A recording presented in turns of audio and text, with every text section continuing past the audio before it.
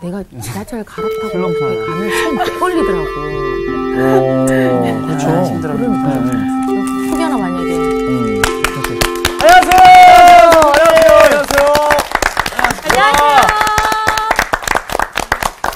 저기 교실마다 급훈이라는 거 있죠. 급훈. 급훈 있죠. 네, 그거 생각나요?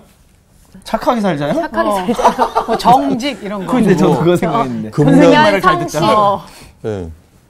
근데 최고의 급훈을 드디어 찾았어요. 와. 네. 일이 잘 안 풀릴 때는 역시 내가 귀여운 탓인가라고 생각하자.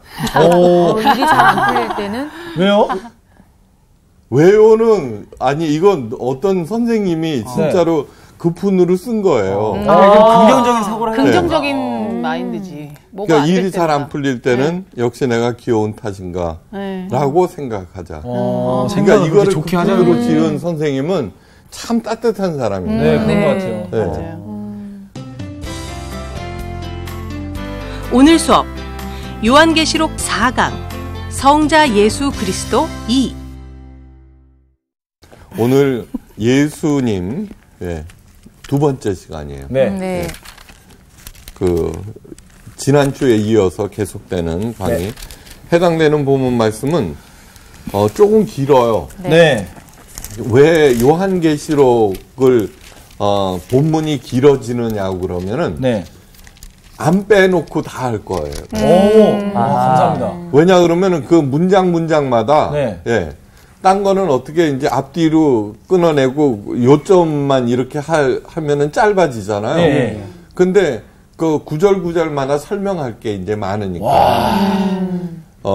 그래서는 좀 길어요. 요한계시록 1장 9절에서 20절까지나 돼요. 네.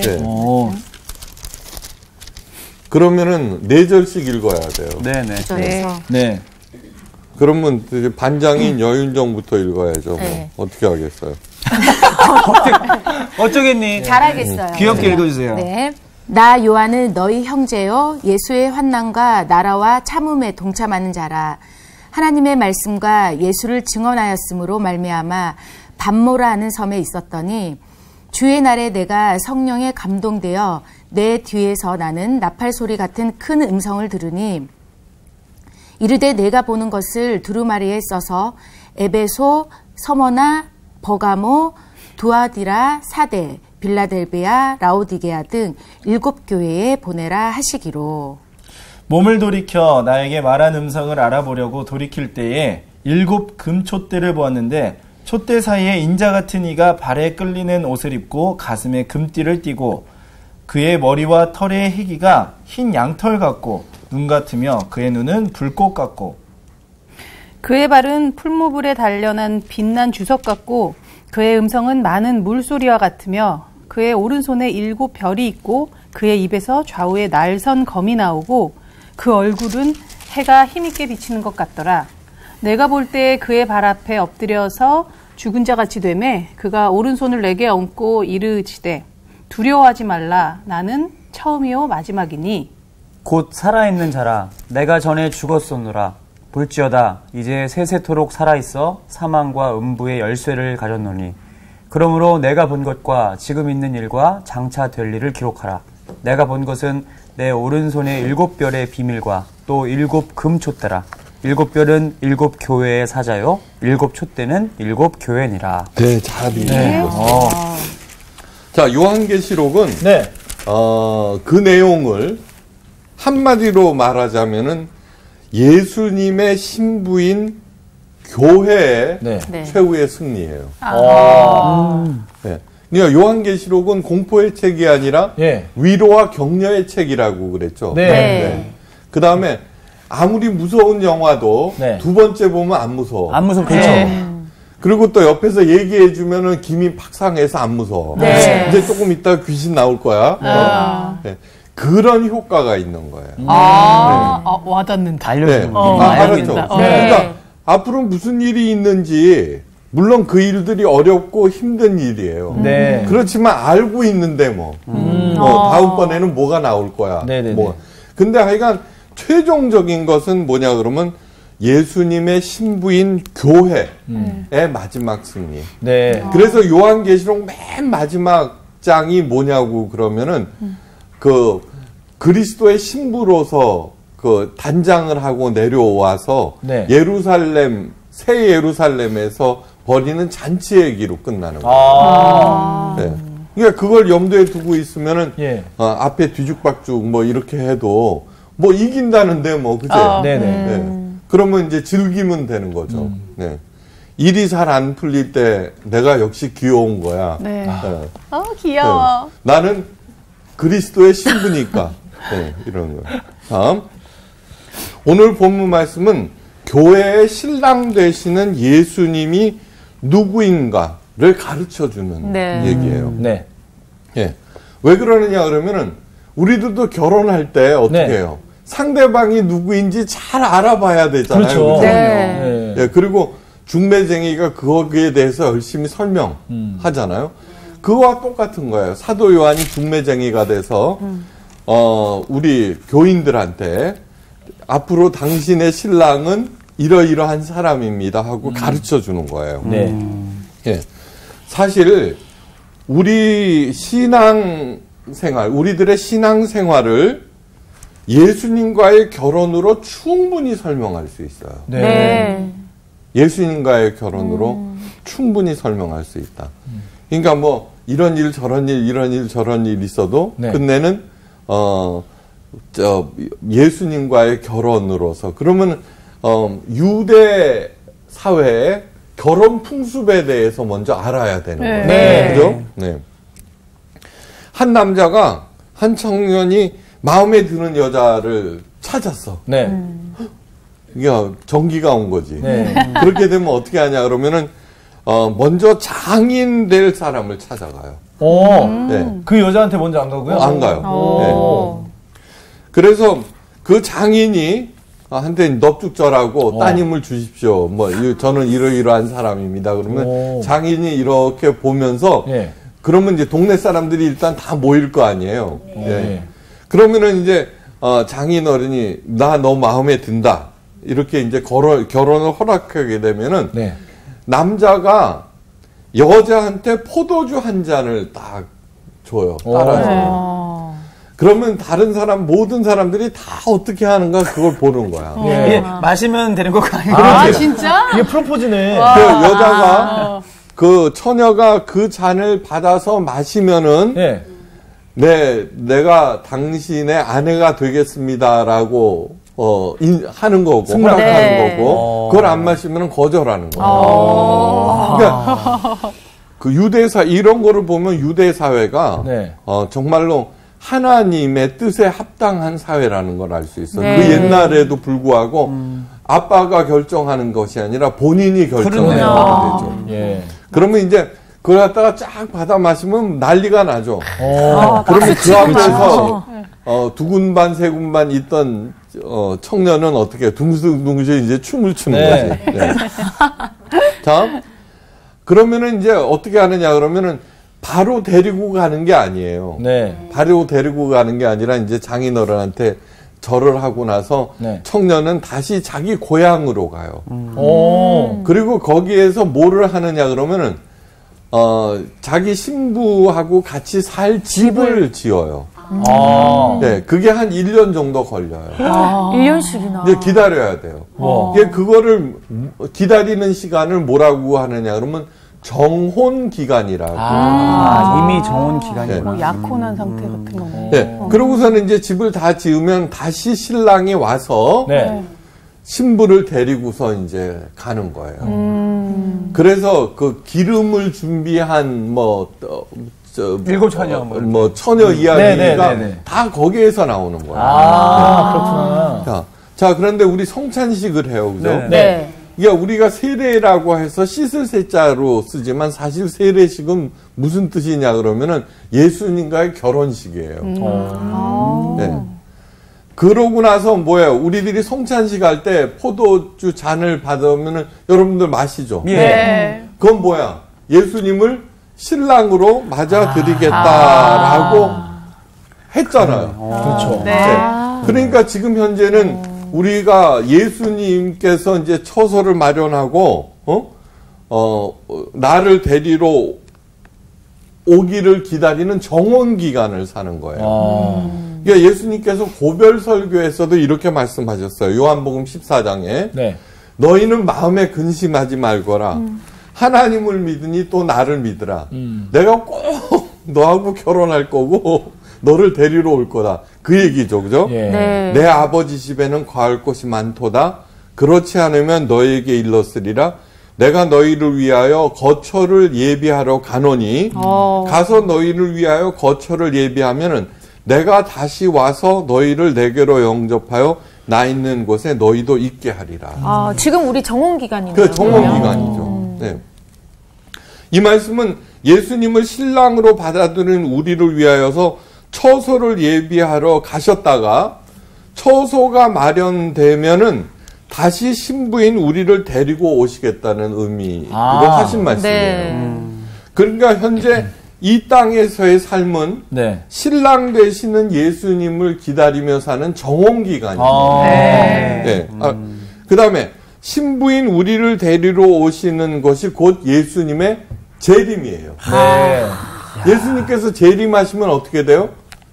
그게 최후의 심판이죠. 그죠? 네. 그러니까 진짜 신부가 된 사람들은 심판을 생각하는 게 아니라 신랑을 만나는 날로 기다리는 진짜. 거예요. 그 느낌이 확 틀려진다. 진짜. 아니, 이 말씀을 들으니까 내가 되게 자세가 다소곳해지네. 여성스러워졌어. 아니, 그래갖고, 그러기 때문에 요한계시록 맨 끝에 주여 어서 오시옵소서. 네. 그렇게 얘기해요. 그날을 그러니까 기다려야겠다. 무서운 심판에 초점을 맞추면은 어떻게든지 피하고 그러네, 진짜. 그러려고 하지만 예수님께서 나를 위해서 처소를 마련하고 나를 데리러 오시는 거니까 이거 빨리 오셔야 돼. 네. 신랑이 보고 싶잖아. 맞아. 네. 이것이 포인트예요. 이것이. 네. 신부는 신랑을 기다리는 정원 기간 동안 달라진 것이 딱 하나 있어요. 여전히 아침 일찍 일어나서 부모님을 도와서 농사일을 거들어야 돼요. 그죠? 예. 네, 신랑이 없는데요. 네. 뭐 여전히 똑같아. 그렇지만 그렇죠. 딱 하나 달라진 거는 신분이에요. 신분. 그렇죠. 이게 난 정해졌다는 네. 거예요. 정해진 사람이 해야 하는 두 가지 일이 있어요. 첫째는 어떤 경우에도 눈을 팔아서는 그렇죠. 안 돼. 네. 한눈 팔지 않는 거. 그죠? 네. 그 다음에 또 세상이 그 여자에 대해서 해야 되는 일이 또 달라져. 그러니까 그동안에 찝쩍거리던 동네 총각들이 그러면 안 돼요. 그렇죠. 저 사람은 정해졌어. 네. 라고 하니까 찝쩍거리지 않죠. 네. 예. 그러니까 그러한 일들을 이렇게 이제 하면서 지금 우리가 살아가고 있는 거예요. 우리가. 네. 네. 야, 잘 살고 있어요? 저요? 우리들이 이제 우리들에 남아있는 세례는 받았죠. 네. 네. 그러니까 주 앞으로 갈 날이 정해져 있죠. 네. 그러니까 정원 기간인 거야. 한눈을 팔아서는 안 돼. 네. 예. 해야 될 일은 뭐냐 그러면은 하나님의 자녀로서 또 예수님의 신부로서 하나님 아버지, 그러니까 장인어른께서 만드신 아니 장인이 아니에요. 아버님. 시아버지께서 만드신 이 세상에서 당당하고 담담하고 초연하게 어려운 일이 있으면 참고 견디고 네. 예? 이미 허락하신 복을 누리면서 베풀며 사는 거예요. 네, 됐죠? 예수님께서만 우리더러 신부요 배우자라고 하신 것이 아니라 네. 구약에 보면은 성부 하나님께서도 이사야 선지자와 호세아 선지자를 통해서 구약 백성들, 이스라엘 백성들에게 같은 말씀을 하셨어요.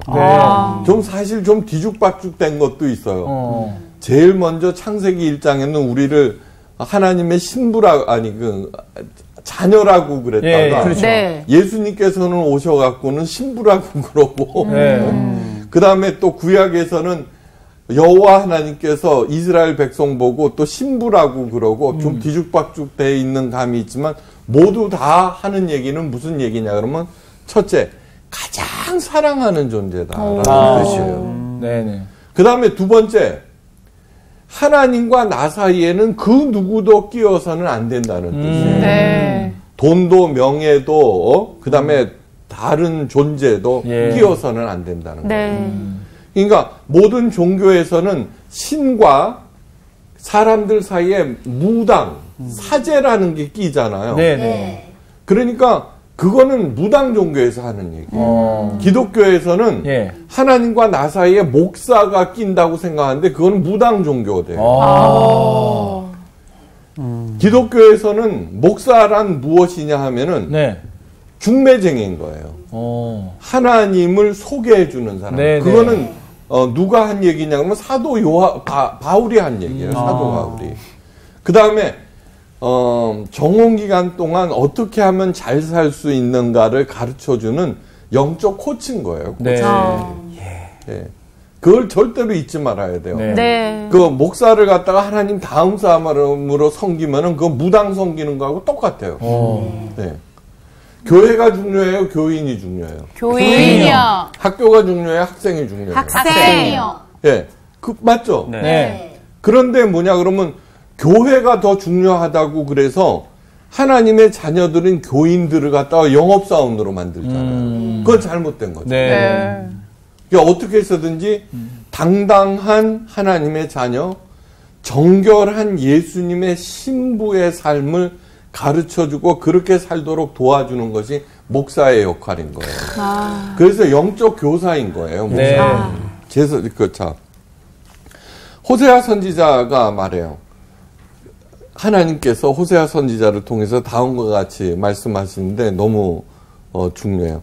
내가 네게 장가들어 영원히 살되 하나님께서 하시는 말씀이에요. 하나님께서 나한테 장가들어서 영원히 살되 의와 공변됨과 은총과 긍휼히 여김으로 내게 장가들어 진실함으로 내게 장가들리니 내가 여호와를 알리라.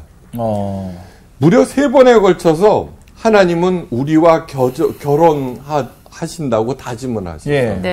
그냥 하시겠다는 것이 아니라 영원히 하시겠대, 결혼을. 그 다음에 의와 공변됨으로 또 은총과 긍휼로 진실함으로 우리와 결혼하시겠다는 거예요. 공변됨이라고 하는 것은 바르고 공평하여서 억울함이 없게 하시겠다는 거예요. 그러니까 여기에서 더 필요한 것이 없어요. 그렇죠. 그러니까 그 사실을 명확히 인식하면은 어떻게 되냐 그러면 걱정할 것이 없는 거예요. 그러니까 너희는 마음에 근심하지 말거라 이래요. 근데 우리들이 살다 보면은 어떻게 돼요? 공평하지가 않은 것 같아, 그지?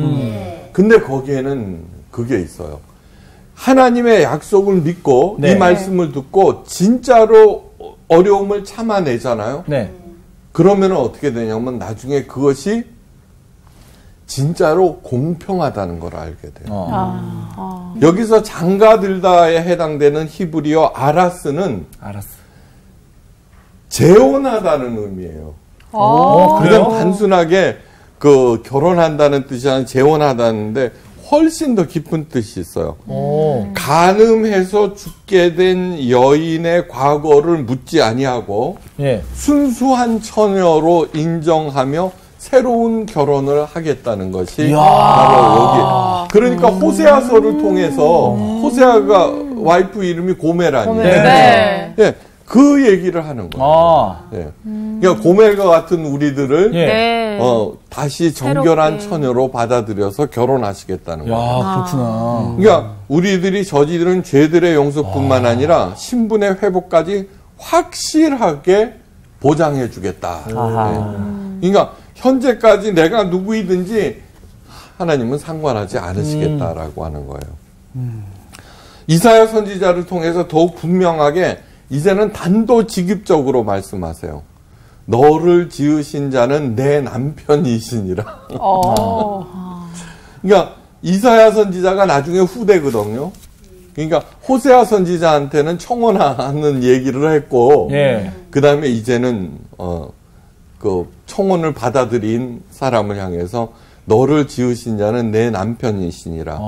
그 이름은 만군의 여호와시며 내 구속자는 이스라엘의 거룩한 자신이라. 이렇게 말씀하세요. 예. 네. 자, 만약에 하나님의 이러한 제안을 거절한다면은 이보다 더 어리석은 일은 없어요. 네.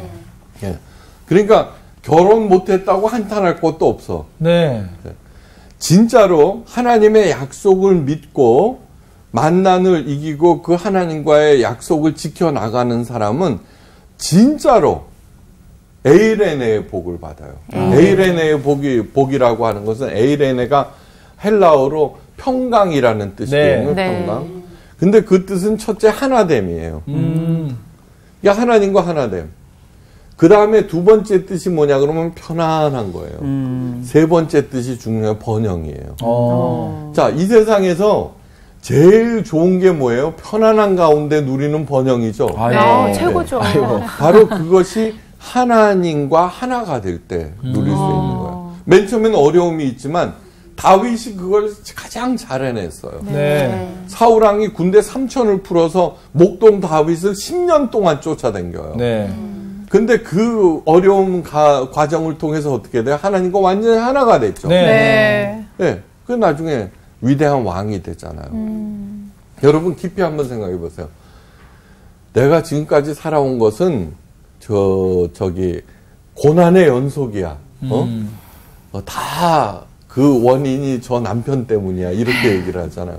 근데 알고 보면은 그 얘기는 나는 남편을 사랑하지 않았다는 뜻이고 나는 아내를 사랑하지 않았다는 뜻이에요. 진짜로 사랑하는 사람한테는 어떻게 돼요? 어떤 만남도 고생으로 여기지 않아요. 그죠? 그리고 진심으로 사랑하면서 그 만남을 이겨나가면은 나중에는 어떻게 돼요? 그 어떤 어려움도 낙으로 바뀌게 돼 있어요. 극복하게 돼 있다고요. 그래서 저는 이렇게 이제 교인들하고 얘기할 때마다 막 자기는 어렵고 힘들고 당신은 남편을 사랑하지 않으셨구만요. 한번 깊이 생각해 보세요. 사실이에요. 예, 진짜 사랑하면은 고생을 고생으로 여기지 않게 되죠. 맞아요. 그렇죠? 그리고 언젠가는 극복하게 되죠. 자, 이제 본문으로 돌아가면은 사도 요한은 예수님에 대해서 묘사하기에 앞서 예수님의 계시를 받은 자기 자신에 대해서 먼저 서술하고 있어요. 뭐라고 그러냐 그러면 요한은 너희의 형제요 예수의 환난과 나라와 참음에 동참한 자라고 소개해요. 예. 사도 요한은 복음서를 보면은 예수님의 사랑받은 자라고 계속 써요. 네, 예수님께서 자기를 사랑했다는 거예요. 그 다음에 예수님의 이 고별 설교를 수록하고 있는 것도 오직 요한복음 외에는 없어요. 이 얘기는 무슨 이야기냐 그러면 자기는 예수님과 정혼한 사람이라는 자기 정체성이 가장 뚜렷한 사람입니다. 네. 그리고 그것을 어떻게 돼요? 여러분들도 그 사실을 깨달아 알면은 고난이 두렵지 않아요라는 또 다른 얘기가 되는 거예요. 그죠? 네. 그러면서, 자신은 예수님의 환난과 그분의 나라와 참음에 뭐예요? 동참한 사람이라고 부각시키고 있어요. 그러니까, 진심으로 사랑하는 사람과 고난을 함께 하면 어떻게 해요? 고난이 아니라는 그런 뜻이에요. 네. 사랑하는 사람에게 최고 관심사는 뭐냐 그러면 함께 하는 거예요. being together. 예. 영원하신 하나님께서 에덴 동산을 설하시고 아담과 이브에게 생명나무 실과를 허락하신 이유도 그 실과를 따보면 영생해. 왜? 사랑하는 사람이니까. 하나님도 영생하는 분이니까 우리를 사랑하시니까 우리도 영생하기를 기다리는 거죠. 그죠? 당연한 거예요, 당연한 거. 이게 부활이라고 하는 개념이 갑자기 태어난 게 아니라 에덴 동산에서 범죄를 하고 나서 죽음, 사망이 몰려온 우리들을 다시 영생하도록 회복시키는 것이 부활의 개념인 거예요. 그 다음에 우리들이 어떤 어려움도 이겨내기를 원하시는 이유도 뭐예요? 영원히 함께하기 위해서요. 그러니까 요한계시록의 주제가 뭐예요? 예수님의 신부인 교회의 최후의 승리. 네. 그건 우리가 잘했기 때문이 아니에요. 하나님이 우리를 사랑하시기 때문이에요. 그러므로 우리가 해야 할 일은 뭐냐 그러면은 사탄을 따라가지만 않으면 되는 거예요. 딴 거에 눈이 팔리지만 않으면은 하나님께서 보호하시고 인도하시고 공급하시는 그러한 일들이 저절로 이루어진다는 것을 절대로 잊지 마셔야 돼요. 사도 요한은 예수님의 계시의 말씀을 들을 때 그 장소를 명확히 기록하고 있어요. 하나님의 말씀과 예수를 증언하였으므로 말미암아 밤모라 하는 섬에 있었더니 주의 날에 내가 성령에 감동되어 내 뒤에서 나는 나팔 소리 같은 큰 음성을 들었더라. 그렇게 나와요. 그죠? 그러면 밤모섬이 어디라는 것을 아셔야 돼요. 에게해에 있는 작은 돌섬인데 당시 정치범들을 수용해서 돌섬이니까 광물질이 많이 나와요. 거기서 강제 노역을 시키던 그런 곳이에요. 도미티안 황제 때 사도 요한은 에베소 교회에서 복음 전파의 이유로 체포되고 거기에 수용되어요. 그러던 어느 주일날 성령이 감화되어서 예수님의 말씀과 환상을 보게 되는 거예요. 자, 우리들은 이렇게 생각할 수 있어요. 환상과 계시를 받은 즉시 사도 요한이 요한 계시록을 막 기록했다라고 생각하는데 그게 아니에요. 이거 봐요. 거기에 종이가 있었어요. 잉크가 펜이 있었어요. 그쵸.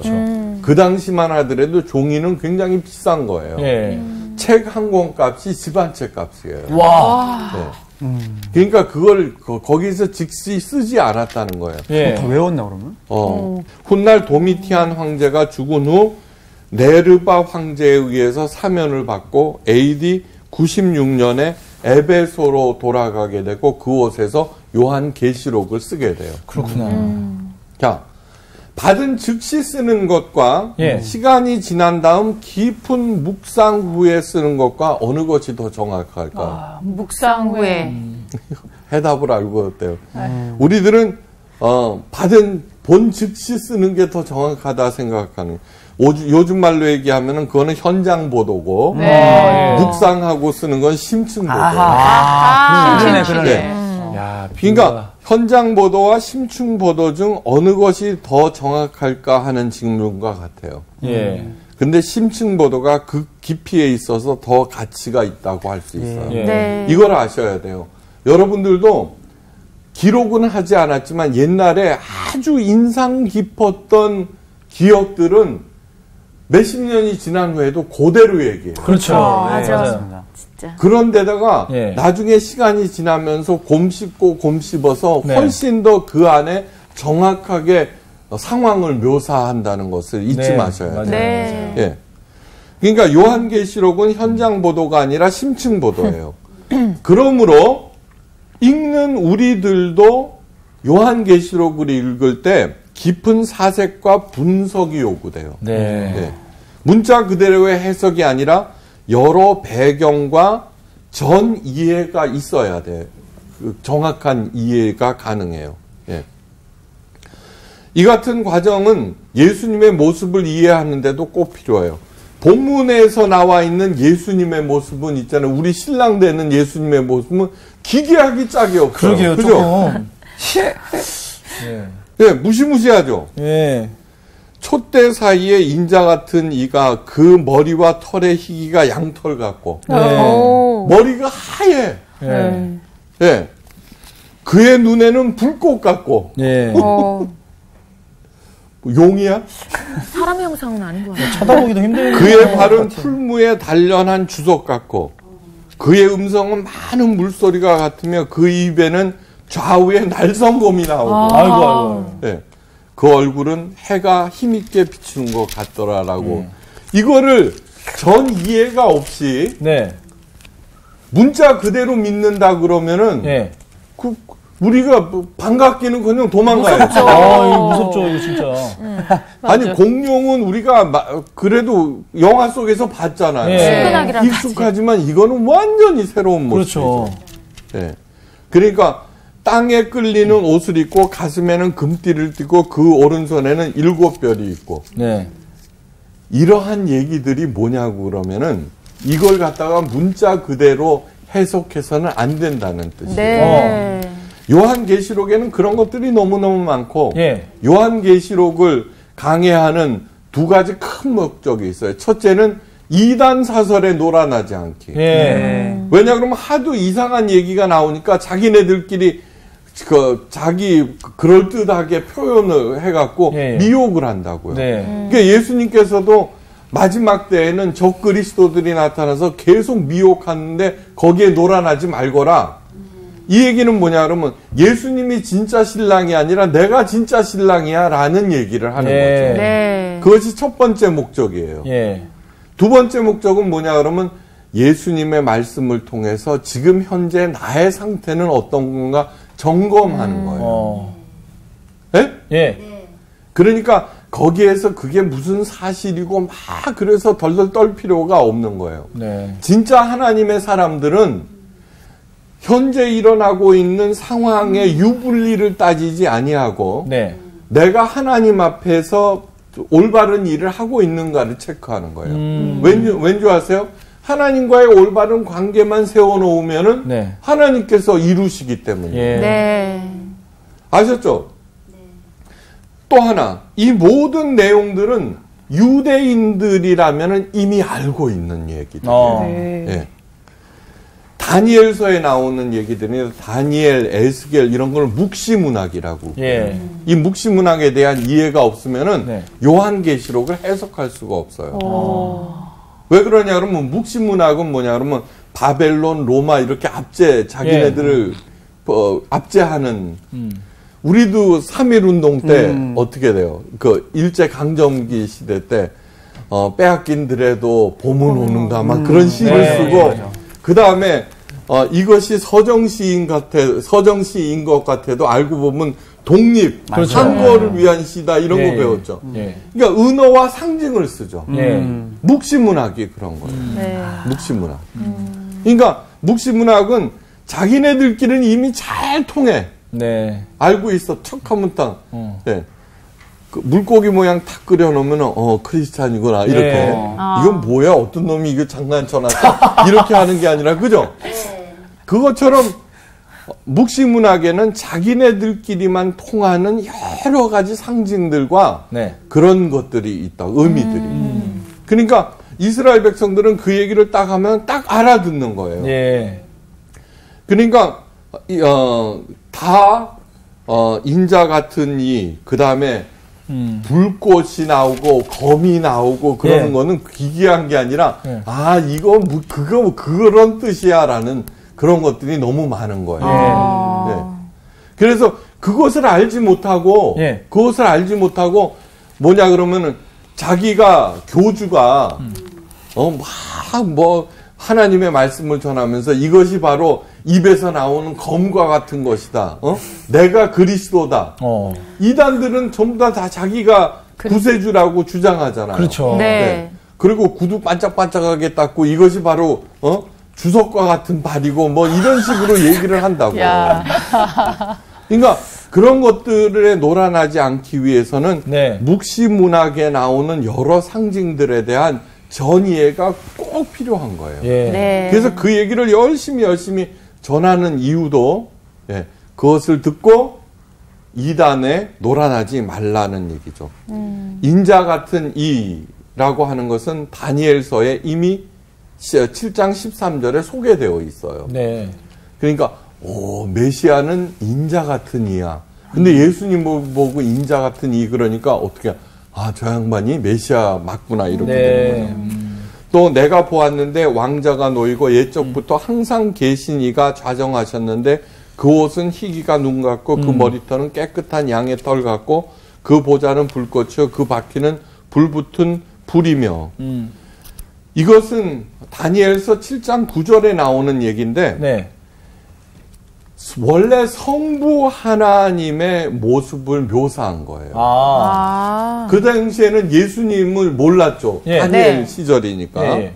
그런데 요한계시록에 성자 예수님을 그리고 있는 똑같이 사용하고 있죠. 그 얘기는 무슨 뜻이냐 그러면은 정통 유대인들은 예수님을 인정하지 않았어요. 예. 네. 근데 그 대상이 지금 초대교인들이죠. 예. 그 얘기를 들을 때, 성부 하나님과 성자 하나님은 같은 급이구나 하는 거를 받아들이게 되죠. 예. 그죠? 예. 그 당시에는 삼위일체 교리가 예. 정립되지 않았을 때예요. 예. 여전히 성부 하나님이 최고라고 생각하고 있을 때예요. 네. 그런데 이 요한계시록을 통해서 성자 예수님도 같은 급이구나 하면서 그 생각들이 점점 나중에 삼위일체론이 정립되게 되는 거예요. 네. 우리들은 성부, 성자, 성령은 동급의 하나님이다라고 알고 있지만 이때는 좀 긴가민가 하고 있을 때예요. 네. 또 흰색은 성결과 최고의 권위와 거룩과 영원을 상징해요. 그러니까 우리들도 구원받으면 어떻게 세마포 옷을 입는다고 그랬죠. 예. 흰 옷. 예. 이게 발에 끌리는 옷은 구약의 대제사장들이 입는 겉옷이고 가슴에 금띠를 띠고 있다는 것은 대제사장들만 입는 에봇을 의미해요. 예수님께서 그 옷을 입고 계신다. 자, 제가 이제 지금은 양복에 넥타이를 해요. 그러면 어떻게 돼? 무슨 설교를 하거나 강의를 하시려는가 보다. 근데 내가 등산복을 입고 있어. 그러면 어떻게 돼요? 놀러 가려고 그렇죠. 그러는구나. 그러면서 그 복장에 따라서 대하는 사람들의 마음 상태가 달라져. 그죠? 네. 굉장히 중요한 얘기예요. 예수님이 앞으로 7교회에 나타나실 때 각각 다른 모습으로 나타나세요. 네. 그 묘사가 틀려. 그 얘기는 뭐냐 그러면 그 모습에 따라서 우리들의 마음 상태를 준비시키기 위해서. 그 예수님의 눈은 불꽃 같고 그분의 입에서 날성검이 나왔다. 이러한 얘기는 이사야서 11장 4절과 49장 2절의 내용을 변형시킨 거예요. 네. 자, 이러한 얘기들은 있죠. 우리들은 처음 듣는 얘기야. 네. 그죠? 네. 그러나 초대교인들은 아닌 거예요. 왜냐하면 회당에서 두루마리로 늘 성경을 대독하잖아요. 네. 그 예수님께서도 처음 이제 단위에 서서 말씀하실 때 이사야서를 인용하셨잖아요. 그것처럼 언제든지 또 하나 이제 두루마리 알죠? 그러면 이제 그 다음 챕터가 나오면은 아무나 나와서 그거를 읽어요. 회당에서. 예. 네. 그러면 그 말씀을 다 들어.